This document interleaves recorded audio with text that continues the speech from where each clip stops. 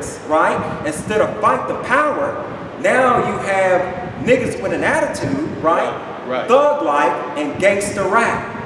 Now, this is where the media and the mind comes into play. Our actions are dictated by what we know, right?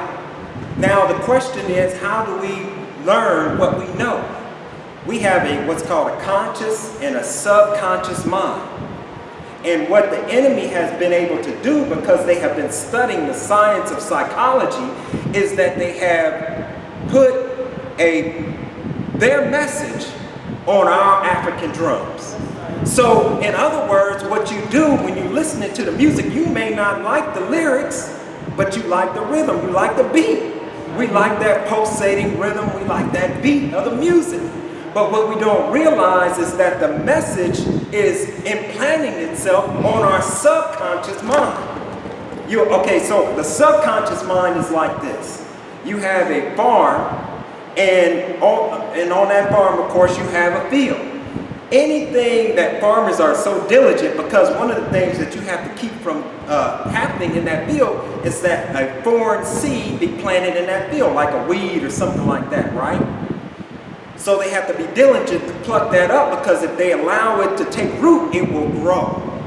Well, the subconscious mind is the same way. Now imagine our children, both parents are either working, or if they're not working, they're not really paying attention and don't understand how they are opening the door and allowing the enemy to come right into our homes. So when you turn on the radio, what are some of the top raps that you hear on the radio today? Right? You hear what, Panda, right? There's one out that's called Low Life. I mean, that's really encouraging to make you want to do something right for yourself. There's another one called Broccoli, talking about weed. There's another one called That Part. And there's another one just straight up, it's just called Wicked. That's what it's called. So when we think about our children, what is actually happening to our children is they are being programmed. So we have we have the movement that's going on, but with our children, we have to watch out what they're viewing on television and what they're listening to on the radio, because those seeds are being planted into the minds of our children. And if we don't influence them with enough positive things, those negative things will take root and they will grow. And so when you go into some of the schools, like I've been into some of these programs with Brother Marlon Shackelford, for instance, and we'll go in and we'll ask the young people, you know, what do they aspire to be? And the majority of our children are still in 2016 talking about wanting to be a rap artist or wanting to be an athlete. Because we have to understand that in the art of war, when you don't have air superiority, when you don't have an air force, your military is going to lose. And that is saying that the Air Force is the airwaves. And so we have to be very careful about what we allow into our homes. And with that, I just wanted to touch on social media as well. A lot of our young people are really into social media. And social media, to some degree, to a large degree, dictates, you know, or it is very influential on our children. And you have what's called peer pressure, and you have what is persuasion. So with us on social media, some of the things that I always do is that I always push positive messages, or at least information, so that we know what to do with that information. I don't never get on social media and put anything just like somebody fighting or something like that, because that's only pushing, of course, the negative, and we want the positive push. So with that, is there any questions that you might have? Yes, sir. I have a quick question. Why, since the media is available to everybody, Yeah. why is the propagation of what you're saying in the media more problem for black youth or the black people in communities and schools than other people? Well, once again, I think that what we have to begin to realize is who we are as a people. As I was saying, that I believe that we are that chosen people that God talks about that will bring in a new world order, and that we have what you might call this might sound like a conspiracy theory, but there is a shadow government that knows who we are. They know who we are, and they know the potential of what we are able to bring into the world. So for instance, when you look at black people, just think of how creative we are as a people. We have basically created the whole music genre, from rock and roll to rap to jazz. Think about that. We brought in rap from maybe somebody in the basement, right, dancing, and they bumped somebody with their turntable, and it was like, what? And then next thing you know, rap is all the way around the world. Then think about if you have any, if we understand that most inventions, they basically stole and put their name on it. So they know who we are, they know how powerful we are, and so what they have to continue to do, as Sister Zakia was saying, is because you see, supremacy, white supremacy, black supremacy is really a cover for your insecurity. So when they put on us the program of an inferior mind, this is what they're doing. In other words, they want what's called learned helplessness. They don't want us as a people to say, you know what, I'm tired of this. We're going to separate and do our own things. Okay, you understand what I'm saying? So when you look at Moses, and I'll stop with this, but when you look at Moses, recognize that Moses went to Pharaoh, and he didn't say to Pharaoh, let's integrate, right? That's right. He said, Moses, God told me to tell you to let my people go, because he has something for these people that will enrich the whole world, white, black, red, and yellow, but under the system of white supremacy, that will never happen. So,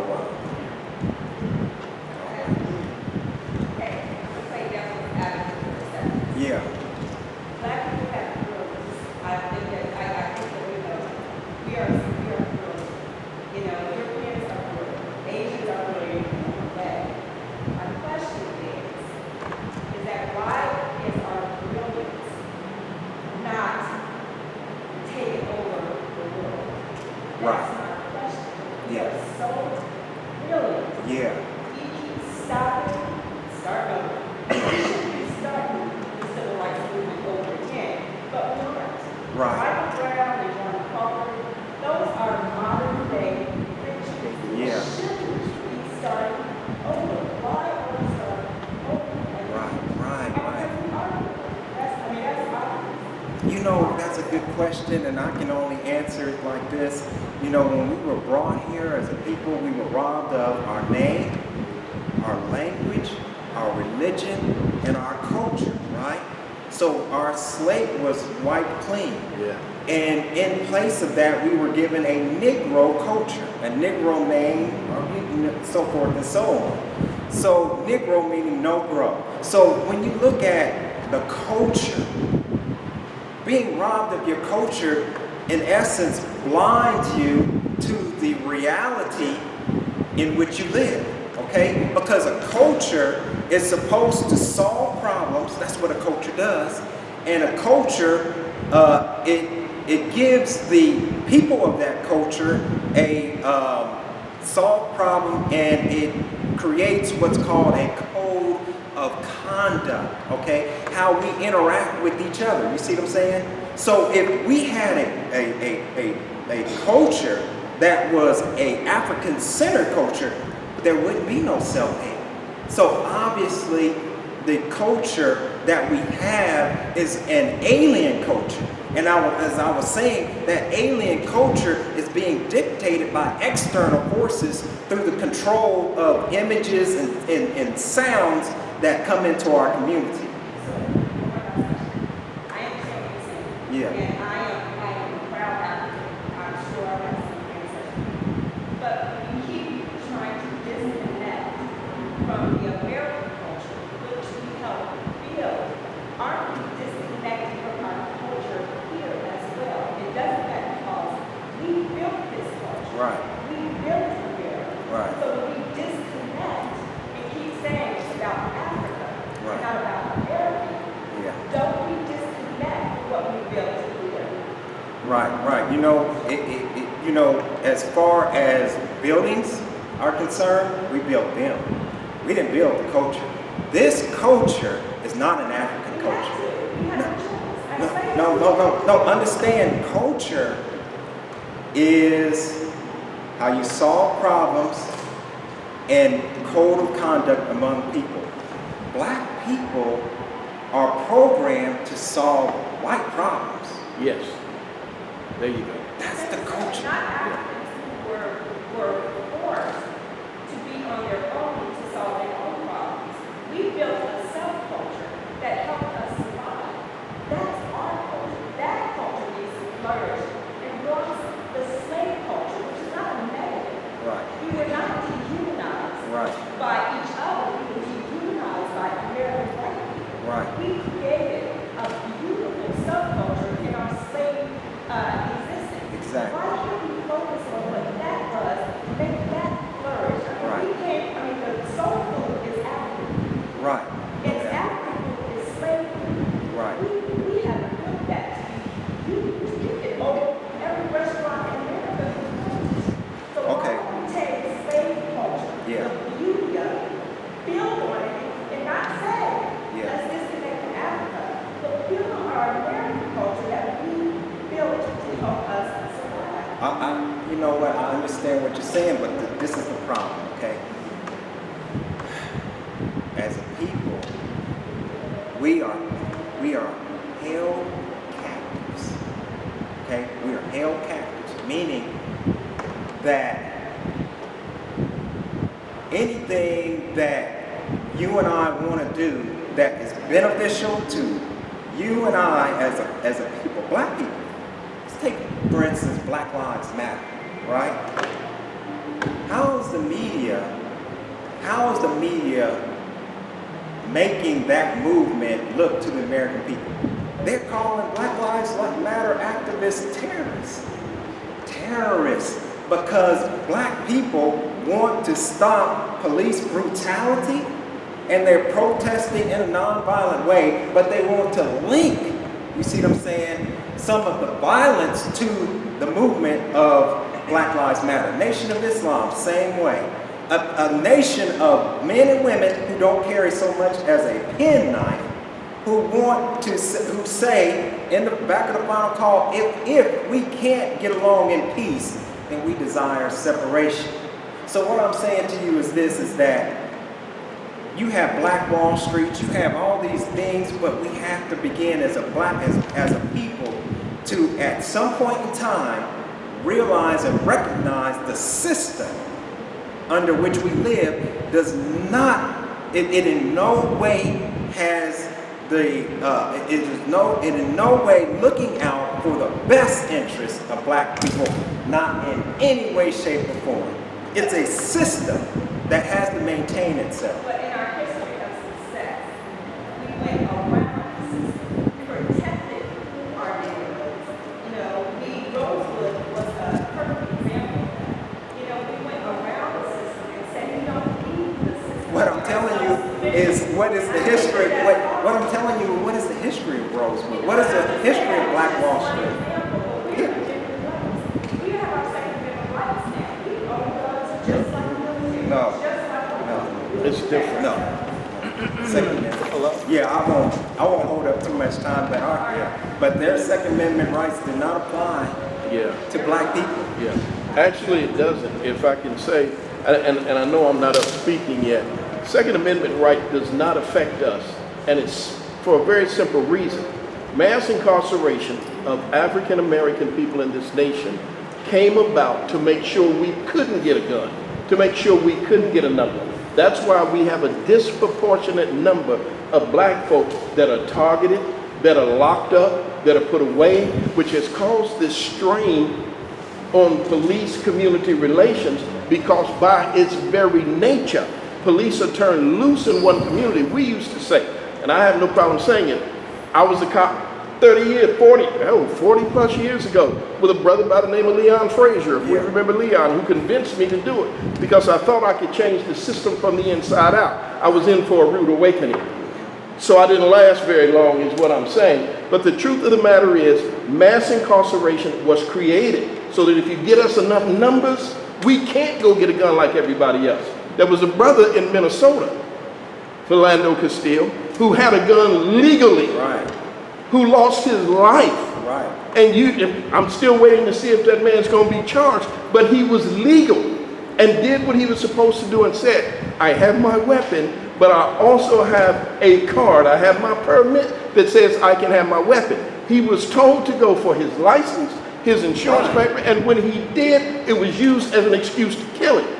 Black folk are being killed running away, surrendering, complying, exercising our Second Amendment right, but it's because we are looked at as all of us got a record for something because there's been so many of us. That's how we lost our Second Amendment right. All you have to do is have a number. I don't care whether it's child support. That's why child support is demonized. Because now I can give you a number for that. And so the more numbers they could give out in black communities, the more they could regulate who had the weapons. And that's why you don't see us with the NRA. That's why the NRA has not spoken out on all these police murders. Because they're protecting their own system that they put in place. I'm sorry. But I wanted to answer that because I think it's important. And the Second Amendment, stand your ground. These laws are not created for us. Not for us. There's a shadow of government that most people don't know called ALEC. I think Brother Hashim pointed it out when he did his last thing. See, they create mandatory sentencing, 3 strikes you're in. These laws are designed for us. Stop and frisk, all when of you that. talk about stand your ground, here's Trayvon was fighting against a man who was stopping him.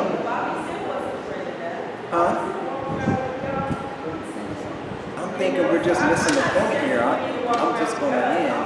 We're going to open the floor back up towards the end for more commentary. I don't want to cut anybody off because this is really good dialogue. You know, people got to kind of hear stuff talked about like this. But thank you, Brother Muhammad, I would like to.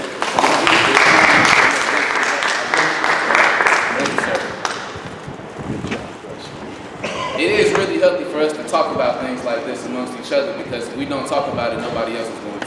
Like, that's just flat out. And then on that subject, it makes me to think, like, if the system isn't made for us, then why are we really still trying to work the system? Exactly. Right, exactly. Like, it seems to me that the only way to do it would be to self-emancipate in order to do our own thing, right? That's the only time it seems that we were most successful. But that's another commentary towards the end. I'm going to get a part of it. The next speaker that we're going to have is another person in the community. She's the founder and executive director of Deanna Helping Hands. I'd like you all to welcome Miss Deanna Walker. All right.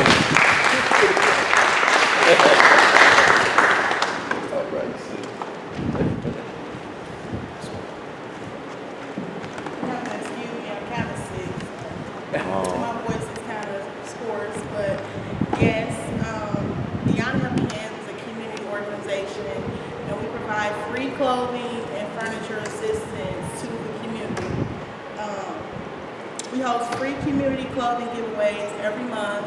We have shoes, baby equipment, hygiene products, toys, beds, you name it, we have it. We know that times are tough, and some families, they can't make our events, you know, they don't have transportation, and that's when we, you know, get out of the community and we deliver assistance. You know, we believe in beating the block, getting our feet in the community, making a footprint. So if you can't come to us, we'll bring it to you. In a period of 9 months, we have served 1,183 families, and that's without any government grants or anything. Just me and my sisters, and we just, you know, out in the community working. We're always doing something. We're always active. We host events to bring the community together, like community barbecues and prom dress drives. You know, whatever we can do, we do it. We speak life into our families. We uplift each person to be a better person. Beyond Help Hands believe love is the key that opens the heart. Hope is the dream that awakens the soul, and peace is the light that guides the way. We come across all walks of life. We come across a lot of individuals, and sometimes people just need someone to talk to, and someone to hear their story and know that it's hard, but we understand. So we always need volunteers. So if you able to volunteer, get with me, and again, we provide free clothing and furniture assistance, to anyone that's in need. So I won't take it on more time. Thank you.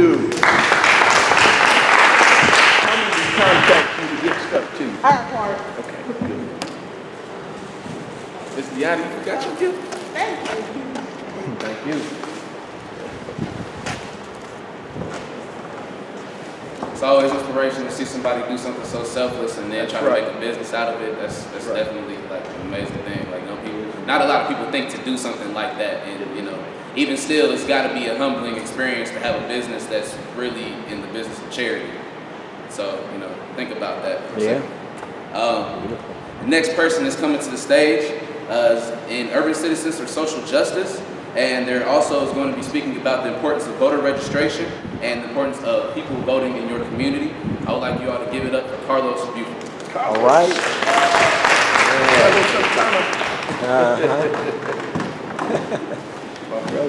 All right. First, I want to thank Anthony Roebuck for allowing me to come here and speak to you all.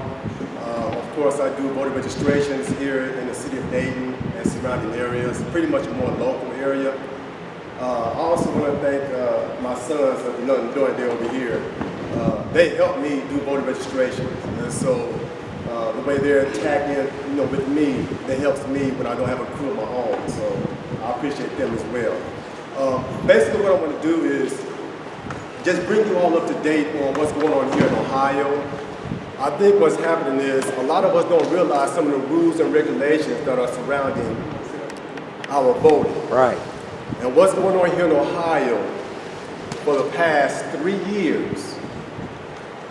And I can say that the Secretary of State, our Secretary of State, John Houston, he had to be stopped 3 times by the federal courts to stop from taking our votes away. 3 times the federal court had to intervene on our behalf here in Ohio.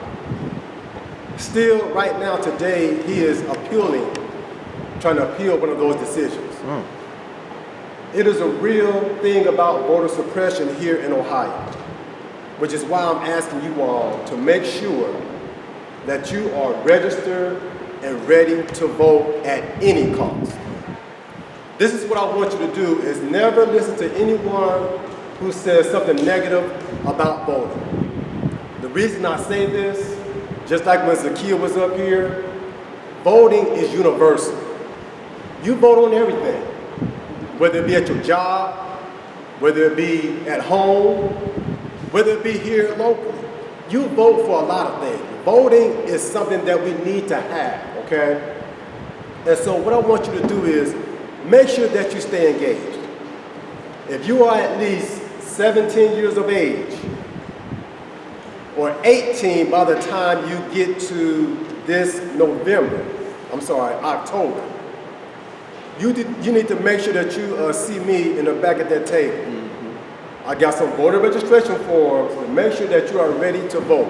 Yeah. The young man that was up here before me, he came up to me, he says, listen, sir, we need to have some voter registrations tomorrow at their event tomorrow. He asked if I could be there. I have another venue that I got to do voter registrations for. I was appalled to see that he came to me and asked me, can I go, be there to do voter registrations? That's something we have to do. That's something that we have to give to our younger folks. We have to get them involved at a younger age. I did not get involved in all this until I turned the age of 44. 44. I never got involved, never. That's why I bring my sons and my daughters, you can't see them right now, but I bring them, I want them to be a part of it now. I just had a conversation with my daughter the other day. She said, Dad, what's going on? I said, baby, just be ready. And she's smart, she understands, she listens, they listen. They might not have the vocabulary like some of these educated folks out here, but that's okay. At least they're involved. So what I do on my time, when I do voter registrations, to respond to the voter purging, which I'm about to, okay, let me explain to you about voter purging here in Ohio. If some of you remember on the ships, the pirate ships, they had this thing called walking the plank. It's a long little wooded plank that leads from the ship out to the sea. And as for punishment, they will make a person or persons walk the plank, and they might just go and die. If they did not walk that plank, they would just shoot them dead right there. That's basically what's going on here in Ohio when it comes to voter purging. Last year, 25,000 people here in Montgomery County were on the walking plank. Damn. Last year, 25,000. I'm not making this number up. You can look it up on your cell phones, okay? 25,000 Montgomery County folks was on a walking plank. After a certain date of last year, they all fell off. None of them don't even realize that they're falling off. They don't even know if they're actually on the voter rolls. When they showed up to the last election, they showed up and they were told they cannot vote because they were purged out of the system. Wow. They literally was taking they walked the plank. Voter purging happens every 2 years. Every 2 years. Just recently, our Secretary of State is making it every year. What we have now is, we got a lot of people that's on the plank right now, and it could be you all. You're on the plank right now because of inactivity of voting. If you are not an active voter, you are actually on the walking plank right now to be purged. I got you, sis. To be purged in 2017. Wow. And what I'm saying to you all is how to respond to that is make sure you vote every single year. I don't care what election it is. Vote. Because if you are inactive, they're going to take you out. And the only time you're going to realize it is when you go to the voter polls and find out that you can't even vote.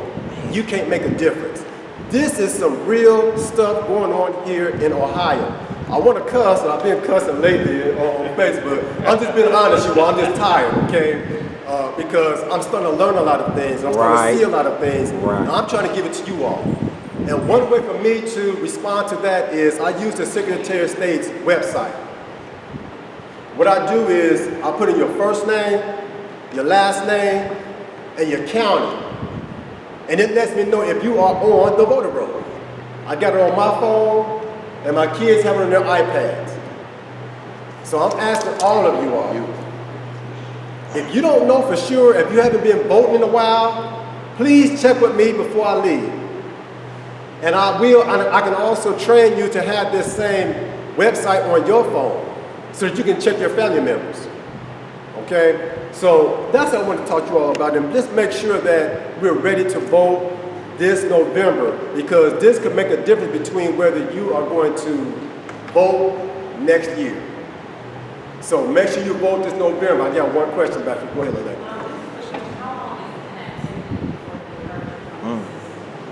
Okay, so her question was, how long of an inactivity can you go before they make you walk the plank, basically? Let me just say this. I've talked to 8 different people.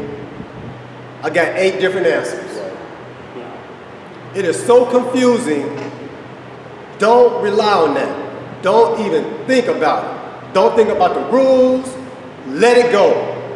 Because trust me, if you was to go on his website and read it yourself, you're gonna get you're gonna get an answer. You're like, wow, what does he mean? You literally have to bring out all kinds of stuff. Vote. That's all I can say to respond to your question, young lady. That's a perfect question. Respond by voting. And then if you want to learn about the rules, you go forward because I'm still confused myself.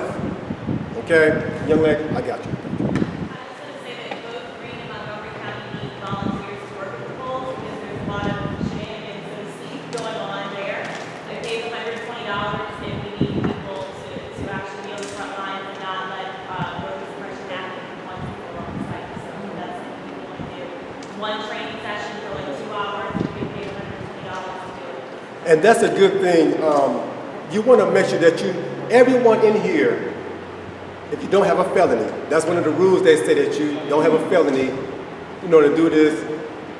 I don't police people like that. I let them do it, okay? I mean, my thing is this, if I can get a person that's a felony and he got 100 registrations, the registrations are good. You know what I'm saying? The person might not, it don't matter. Just do it because we get to respond to their way of trying to keep us from voting, and it is real. Voter suppression in Ohio is real. Do not play with this. Yes, sir. First of all, I was just, purged. That just sounds ludicrous in a democracy that as an American citizen at some point that you would not be allowed to vote just because you didn't vote in recent past. That doesn't make sense at all. But what I was wanting to ask you is for those who might watch this, can you give out that website so they can check, their status? Okay, what you want to do is, he was asking a question, how can we get that website on our phones or something like that? Go to My Voter Information. My Voter Information on your cell phone, on your computer, and then you're going to click on that. And then you're going to see a field that shows the 3 fields where you can put your name, last name, and your county on there, okay? Sometimes it might be a little tricky because you got to look for it. It's not a friendly website. You just got to know what you're looking for. But if you have any questions, you can always get with me, okay? So, great question. But like I say, I can show some of you here back in the back with no problem before you leave. Only it takes me 2 minutes to do that, okay? So go ahead, Mr. McCoy. Yeah, real quick, just for the record, ex-felons can vote in the state of Ohio. You can register, you can vote, and work the polls. Yes.